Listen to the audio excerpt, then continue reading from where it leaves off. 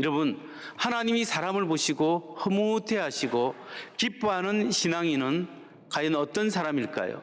하나님이 누구를 기뻐할까요? 첫 번째, 하나님이 기뻐하는 사람은 가식을 버리고 진정한 마음으로 하나님을 사랑하는 사람입니다. 자기 삶 속의 거짓과 가식을 형식적으로 하나님을 섬기는 것을 던져버리고 진실한 마음으로 하나님 앞에 나와서 하나님을 간구하고 하나님을 갈망하는 사람, 그 사람을 하나님이 기뻐한다는 겁니다. 오늘 본문에서 이사야 선지자는 이스라엘 백성들이 형식적이고 가식적으로 하나님을 섬기는 모습에 대해서 책망하고 있습니다. 이사야서 58장 2절 3절을 세 번역으로 봅니다. 그들이 마치 공의를 행하고 하나님의 규례를 저버리지 않는 민족이나 되듯이 날마다 나를 찾으며 나의 길을 알기를 좋아한다. 그들은 무엇이 공의로운 판단인가를 나에게 묻고 하나님께 가까이 나가기를 즐거워한다고 한다. 주님께서 보시지도 않는데 우리가 무엇 때문에 금식합니까? 주님께서 알아주시지도 않는데 우리가 무엇 때문에 고행을 하겠습니까? 너희들이 금식하는 날 너희 자신의 향락만을 찾고 일꾼들에게는 무리하게 일을 시킨다. 여러분, 이 말씀을 보면 이스라엘 백성들은 겉으로는 하나님을 찾고 하나님을 갈망하는 거, 하나님의 공의로운 심판을 구하는 것 같지만 실제로는 가식적이고 형식적으로 신앙생활을 했다라는 겁니다. 그들이 하나님의 은혜를 받기 위해서 금식을 하는데 금식은 자기의 욕구와 욕망을 끊어내고 하나님만 갈망하고 하나님께 더 가까이 가기를 원해서 하는 건데, 이 사람들은 이 금식을 통해서 나의 신앙이 얼마나 대단한가 자기를 드러내고 그러므로 말미암아 하나님으로부터 더 멀어지는 현상을 가지게 되었다라는 사실입니다. 이런 거짓적이고 가식적인 신앙생활에 대해서 이사야는 계속해서 말씀합니다. 이사야서 58장 4절과 5절을 봅니다. 너희가 다투고 싸우면서 금식하는구나. 이렇게 못된 주먹질이나 하려고 금식을 하느냐. 너희의 목소리를 저 높은 곳에 들리게 할 생각이 있다면 오늘과 같은 이런 금식을 해서는 안 된다. 이것이 어찌 내가 기뻐하는 금식이겠느냐? 이것이 어찌 사람이 통회하며 괴로워하는 날이 되겠느냐? 머리를 갈대처럼 숙이고 굵은 배와 채를 깔고 앉는다고 해서 어찌 이것을 금식이라고 하겠으며 주님께서 너희를 기쁘게 반기실 날이라고 할 수 있겠느냐? 하나님을 향한 그 진실한 마음, 진정한 마음, 회개하는 마음이 없이 형식적으로 하나님 앞에 금식하고 이 정도 하면 내가 수준 높은 신앙인이다, 내가 교양 있는 신앙인이다 이렇게 드러내기 위해서 그들은 종교 행위를 하고 있었고 하나님이 이것을 보시고 가증하다 여겼다라는 사실입니다.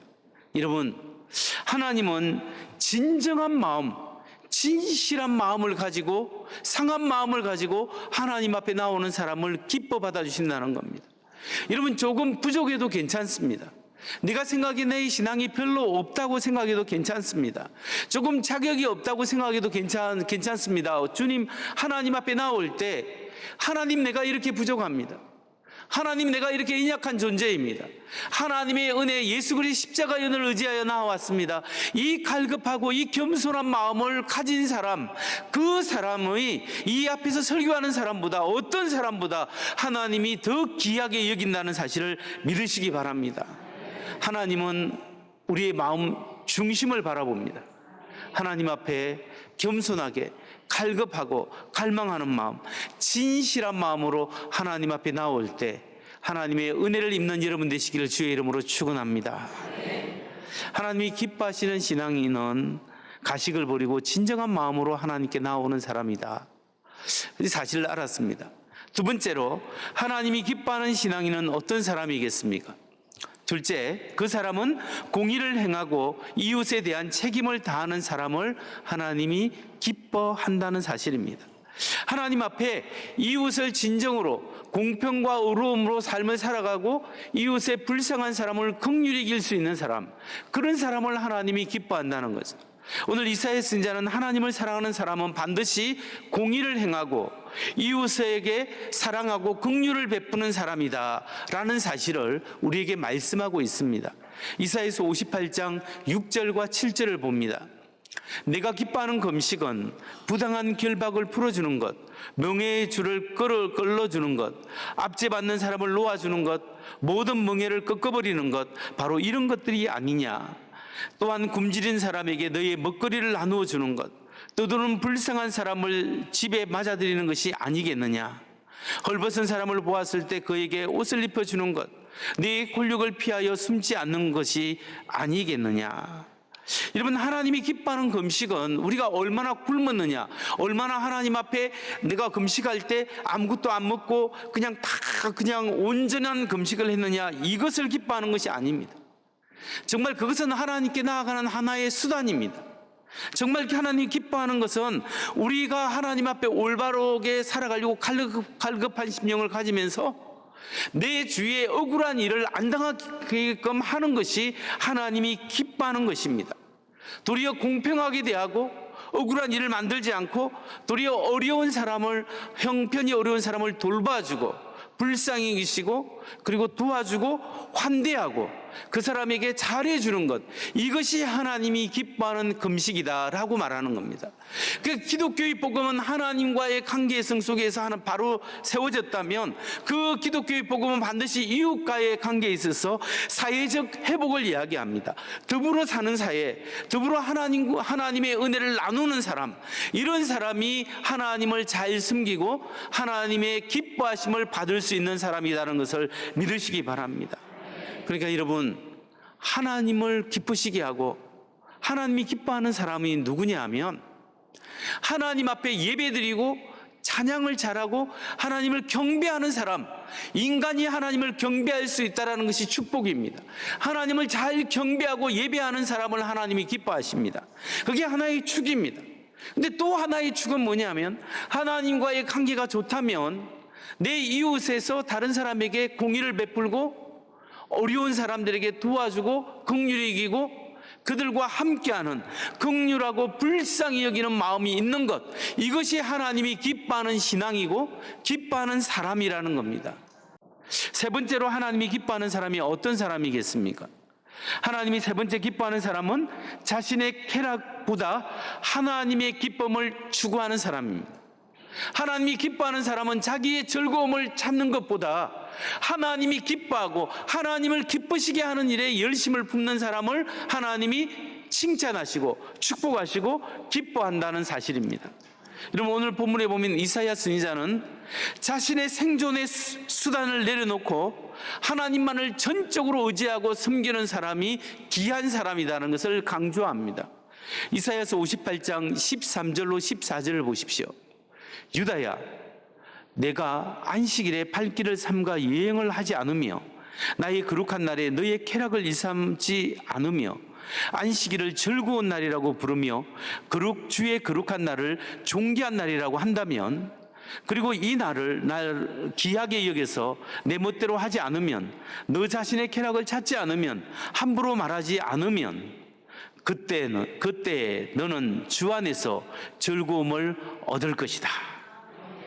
이게 뭐 안식을 지켜 자기 쾌락과 여행이나 자기 원하는 대로 좋은 대로 마구 다니고 되지 않고 이 날을 귀중히 여기고 그 안식일을 귀하게 여기서 하나님을 찬양하면 그 하나님 안에서 기쁜 것을 경험하게 될 것이라는 거예요.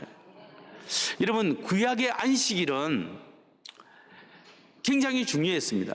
근데 구약의 안식일은 좀 소극적인 의미에서 뭘 하지 않는다, 뭘 하지 않는 것에 좀 집중한 것 같아요.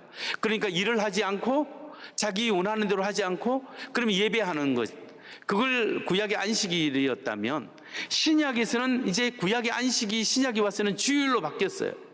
주일은 좀 능동적인 거예요. 주일은 뭐 하지 않는 것이 아니라 적극적으로 하나님을 경배하는 것, 적극적으로 하나님의 일을 하는 것, 능동적으로 하나님의 일을 섬기고 교제하고 나누고 하나님의 기뻐하는 일을 하는 것이 주일입니다. 여러분, 구약에서 신약으로 넘어올 때 컨티뉴가 있고 디스컨티뉴가 있고 이거 트랜스퍼 된 게 있어요. 그게 계속적인 게 있어요. 그게 뭐냐면 하나님 사랑, 이웃 사랑, 하나님의 복음은 계속되는 거예요. 구약 율법의 정신은 계속되는 거예요. 그러면 discontinue, 끊어진 게 뭐예요? 구약의 제사는 신약에 와서는 동물 제사 하지 않습니다. 예수님의 피가 온전한 예수님의 희생 제사가 완벽하기 때문에 이제 우리는 그 동물 제사는 끊어버린 거예요. 구약의 율법대로 그대로 신약에 적용하지 않습니다. 우리는 율법에서 해방되었습니다. 그러나 율법의 정신은 지키는 거예요. 그래서 이렇게 continue, 계속되는 게 있고 discontinue, 끊어진 게 있어요. 그리고 바뀌어진 게 있어요. 그게 뭐냐면 구약의 안식일이 신약의 주일이에요. 왜 신약 사람들이 주일로 바꿔서 지키겠습니까? 이제 주일을 지키냐면 주일이 Lord's Day예요. 주님의 날을 줄여서 주일이라고 해요. 그런데 이 주님의 날은 어떤 날이냐면 예수님이 십자가에 죽으시고 부활하신 날 아침이 바로 일요일, 주일날 아침이에요. 예수님의 죽고 부활을 기념해서 초기 교회 때부터 주일날 모여서 예배를 드린 거예요. 주일날 하나님의 말씀을 배운 거예요. 주일날 떡을 떼고 주일날 교제하고 하나님의 일을 한 거예요. 그래서 초기 교회 때부터 주일을 지켜나갔던 거예요. 이게 바뀌어진 거예요. 그렇기 때문에 여러분, 우리가 왜 주일에 예배를 드립니까?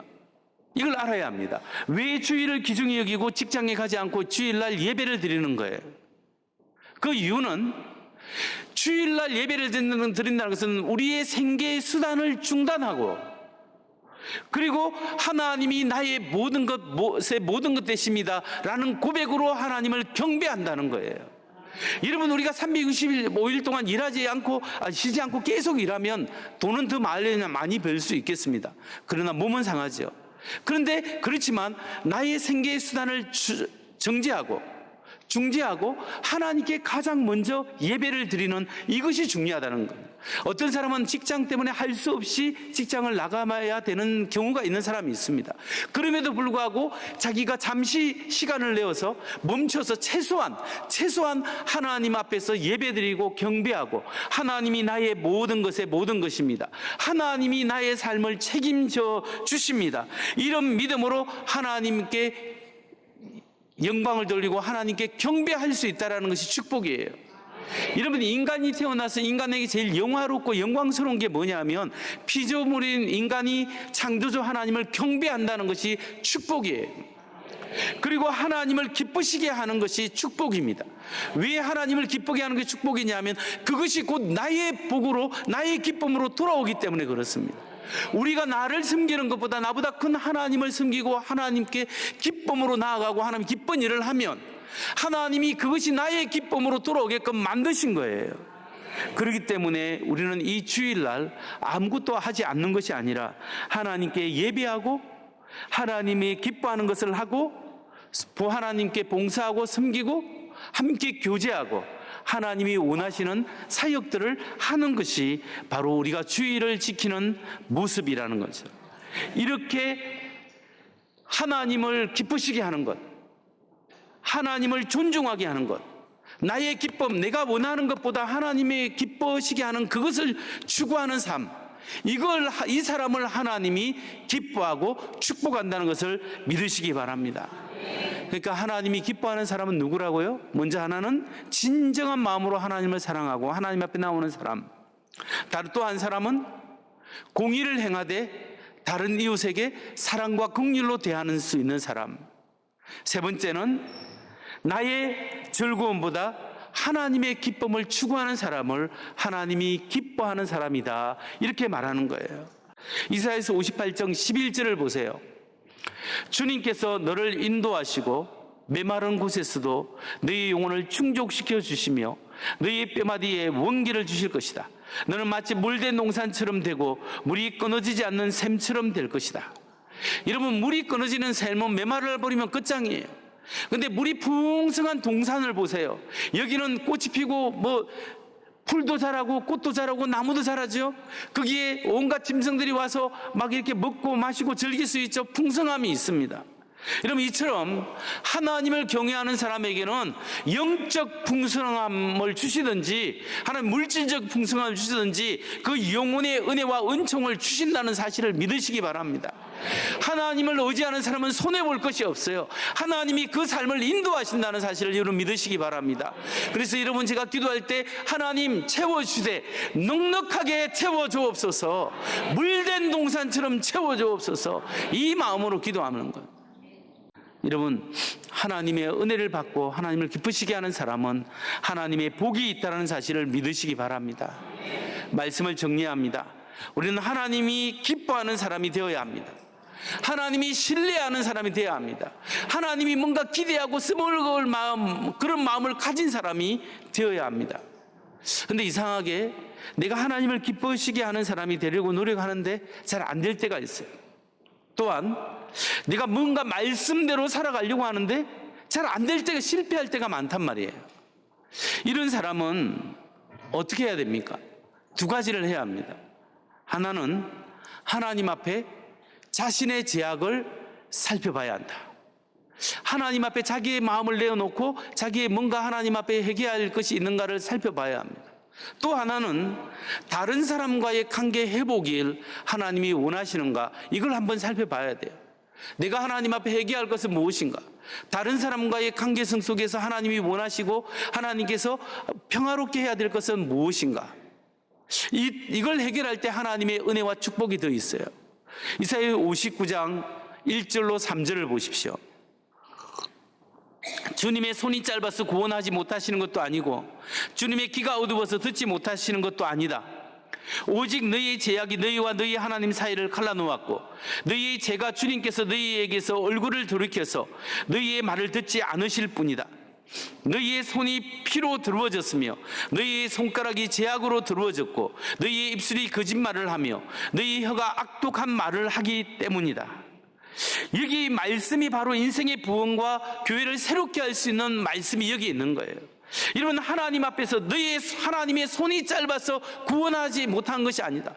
하나님이 귀가 어두워서 듣지 못하심이 아니다. 오직 너희 죄악이 너희와 하나님 사이를 갈라놓았고 너희 죄 때문에 하나님의 얼굴을 너희에게 돌리지 않게 한다 라고 이야기하는 거예요. 너희 손에 피가 있기 때문에, 너희가 거짓말하기 때문에, 너희가 억울하게 만들기 때문에, 그 죄악 때문에 하나님이 너희의 기도를 들었지 않는다는 거예요. 이 말씀을 통하여 우리가 생각할 것은 뭐냐면 우리 자신을 살펴야 됩니다. 하나님 앞에 하나님을 원망하고 불평할 것이 아니라 하나님 앞에 하나님, 나는 죄인입니다. 나를 불쌍히 여기시고 하나님, 내 안에서 해결해야 될 것이 무엇입니까?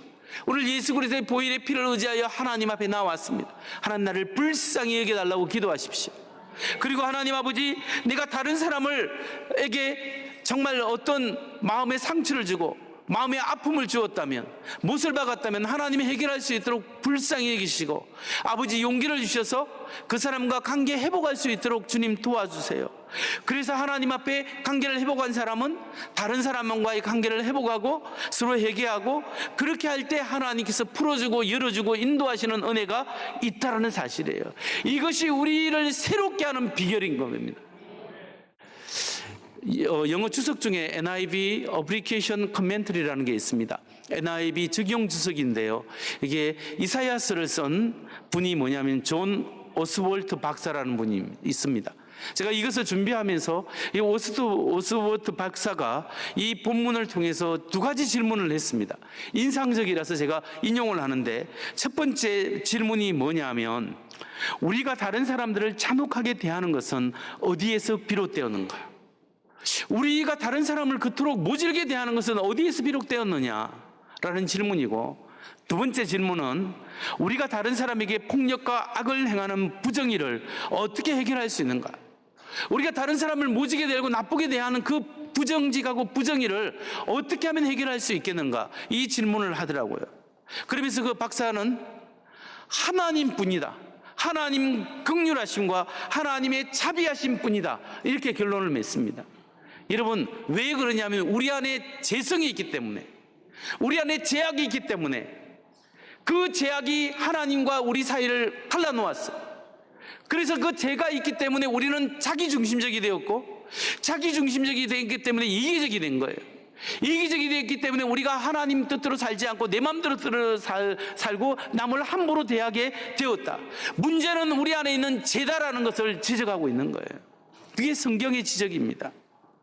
여러분, 사실 인간이 처한 문제, 근본적인 문제를 여러 사람이 여러 진단을 하고 처방을 내렸습니다. 그 중에 대표적인 것만 예를 들면 하나가 뭐냐면, 인간이 처한 문제는 환경적인 문제다. 환경적인 문제 중에서도 가장 큰 문제가 경제적인 문제다. 경제의 부정의가 제일 문제다라고 지적한 사람이 있었습니다. 그 사람이 뭐냐면 칼 막스예요. 칼 막스는 인류의 문제는 경제적인 문제다. 다시 말해서 노동자 계급이 있는데 이 노동자 계급을 착취하고 억압하고 피를 빨아먹는 사람이 바로 뭐냐면 자본가 계층이다. 몇 퍼센트 되지 않는 이 극소수의 자본가 계층이 바로 이 노동자 계층을 착취하기 때문에 이 세상이 엉망이 되는 거다. 세상을 바로잡기 위해서는 이 프롤레타리아의 혁명을 통해서 이 노동자 계층의 민족의 혁명을 통해서 뒤엎어서 자본가와 평민들이 모두가 평등한 세상이 되면 이 세상에 유토피아가 만들어질 수 있다라고 하는 것이 바로 칼 막스의 사상이고 공산주의 혁명의 사상이지 않습니까? 이런 사상을 계보로 이어서 스탈린이 이 공산주의 혁명을 일으켰을 때 그 결과가 어떻게 됐습니까? 죽음이 왔지 않습니까? 많은 사람이 죽었는데 3천만 명이 죽음을 당했고 전체 군인까지 토탈 다 더하면 7천만 명, 7,500만 명이 죽었다고 이야기합니다. 여러분, 우리나라 인구가 5천만 명인데 우리나라 인구보다 훨씬 더 많은 사람들이 공산주의, 세계 역사상 공산주의 혁명에 의해서 죽은 거예요. 중국에서 일어난 공산주의 혁명을 치면 더 많은 사람이 죽었습니다. 경제적인 문제다 했지만 이것으로 해결된 게 아니라 그 안에 뭐가 문제냐면 재성을 보지 못했다는 거예요. 아무리 평등하게 해도 사람이 더 가지려고 하는 사람은, 권력을 가진 사람은 더 가지려고 하는 그 재성이 사람을 망가뜨린다는 거예요. 그뿐만 아니라 인간의 문제는 무지의 문제다라고 외친 사람이 있습니다. 그래서 이 무지를 개혁시켜서 알게 하고 교육하면 사람이 좋아지고 결국 유토피아를 창조할 수 있다라고 생각한 사람이 바로 존 듀이지 않습니까? 존 듀이는 사람이 교육만 잘 받으면 모든 문제가 해결될 수 있다라고 이야기를 했습니다. 그런데 여러분, 교육을 받은 오늘날 시대에 문제가 없습니까? 특히 1930년대 독일의 국민들은 그 당시 세계 어느 나라 국민들보다 교육을 잘 받은 국민이라고 합니다. 그런데 그 교육을 잘 받은 국민들이 히틀러라는 사람, 히틀러를 열광적으로 환영했고 그의 정치적 이념을 그대로 받아들였습니다. 뿐만 아니라 유대인들을 학살해야 한다는 주장한 게벨스라는 사람의 선동 정책을 고지 끝으로 받아들여서 히틀러와 게벨스의 이론을 받아들였고 그의 정치 이론을 받아들이기 때문에 수많은 사람들이 죽어갔지 않습니까? 교육을 잘 받았다는 독일 국민이었지만 히틀러와 게벨러 독재가 이 사람들의 이 이론에 넘어가서 동조하게 되었다는 겁니다. 여러분, 이러보건대 인류의 문제는 분배의 문제라고 외쳤던 칼 막스의 주장도, 인류의 문제는 무죄의 문제라고 외쳤던 존 듀이의 주장도 인간의 근본적인 문제를 해결할 수 없다라는 거예요.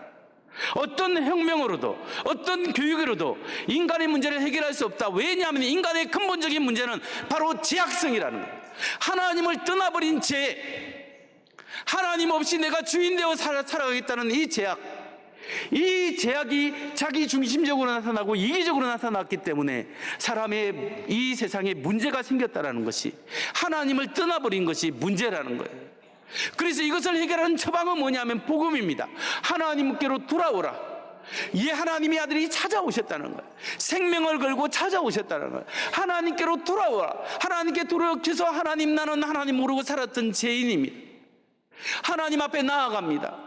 하나님 나를 불쌍히 여겨주옵소서. 하나님 앞에 고백하고 관계 회복할 때 우리의 영혼이 살아나고 문제가 회복되기 시작합니다. 하나님 앞에 이렇게 은혜를 받고 영혼이 살아난 사람이 해야 될 것은 뭐냐? 하나님의 사랑이 회복된 사람은 반드시 이웃과의 관계가 회복되어야 하는 거예요. 남을 억울하게 만들어서는 안 됩니다. 남의 것을 강제로 뺏어서 내 이윤을 취득해서는 안 됩니다. 하나님을 경외하는 마음으로 살되 특히 우리 사이에 어렵고 힘든 사람들을 향해서 도와주고 불쌍히 여기고 함께하고 그들에게 힘이 되어주는 그런 사람들이 그리스도인이고 하나님의 사람이고 하나님이 이런 사람들을 기뻐한다는 것을 믿으시기 바랍니다. 오늘 하나님 말씀으로 여러분의 죄악을 보시고 오늘 예수님의 십자가의 피로 청산하십시오. 그리고 하나님 앞에 내가 관계를 회복해야 할 사람은 누구인가? 그리고 하나님 회복케 하시고 이렇게 나아가는데 잘 되지 않습니다. 내가 주님께 더 가까이, 하나님께 더 가까이 나아갈 때 하나님 나를 더 회복시키시고 내 힘으로 할 수 없는 그것을 할 수 있도록 도와주옵소서. 기도할 때 하나님이 여러분 마음을 회복시키고 여러분에게 새로운 용기와 은혜를 주시는 줄 믿습니다.